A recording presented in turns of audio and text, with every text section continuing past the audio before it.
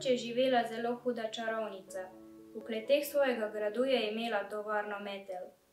Vsak teden je poletela nad mesto ali vas. Tam se je spustila na tla in prodajala metle kot navadna prijazna ženska. Če pa je čarovnica v kakšni samotni ulici srečala fantka, ki se je potepal sam, ga je zgrabila in zbasala v vrečo.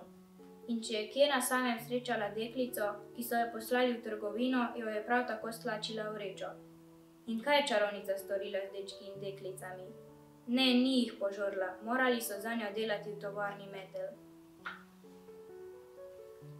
Morali so čistiti dvorec, kuhati, obdelavati vrt, morali so narediti vse, kar jim je čarovnica ukazala.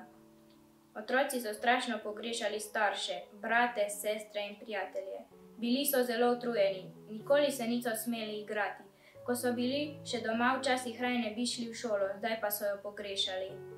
Za povrhu pa se je čarovnica še norčevala iz njih. Dala jim je piti čuden napoj, ki jih je spremenil v osličke. Sama pa je pila drug napoj, ki jo je spremenil v levinjo.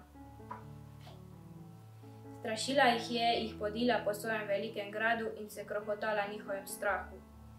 Ko je čarovnica nekoč spet odletela prodajat metle, so si otroci rekli: "Poiščimo njene čarobne napoje." Odklenili so vsa vrata. V temni shrambi so našli dva soda. Na prvem je pisalo: napoj za osličke, na drugem pa napoj za leve. In kaj so storili? Zamenjali so napisa. Ko se je čarovnica vrnila, si je zaželela malo zabave. Otrokom je dala piti iz soda z napisom napoj za osličke, sama pa je pila iz sodom z napisom napoj za leve. Na svojo grozo se je spremenila v šepasto oslico.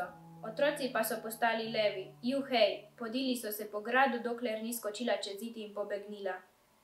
Zjutraj so otroci spet dobili človeško podobo. Takoj so šli v najbližje mesto na policijo in vse povedali policistom.